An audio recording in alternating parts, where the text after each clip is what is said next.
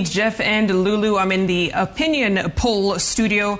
Let me quickly introduce my guests. We have Angela Ambitho, who is the founder and CEO of InfoTrack Research and Consulting. Thank you so much for coming in. We have Caroline Gaita, Executive Director of Mzalendo Trust.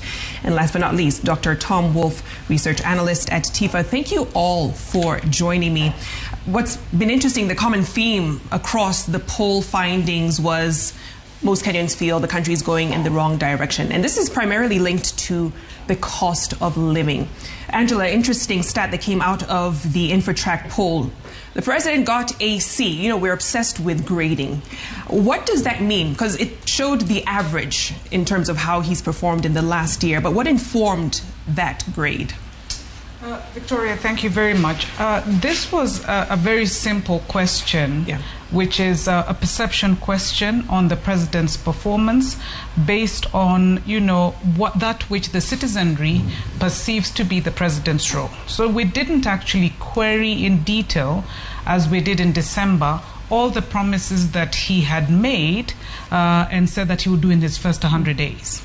That we did, in detail. So this time round, we just asked a simple question for the citizenry to rate the president's performance, overall performance in his first year, on a scale of 1 to 10. And so different people on the sample of 1,000 gave the president a score, and that was then consolidated into a mean score, which then was the 55% that he got. Okay. So in essence, it's an average score.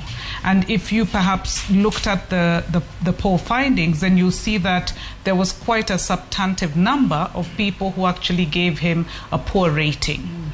Now, the way the averages work is that if you also have on the extreme side quite a number of people giving you a good rating, then indeed it will, when you average it out, your mean score would be a mean score that sits pretty much in the middle.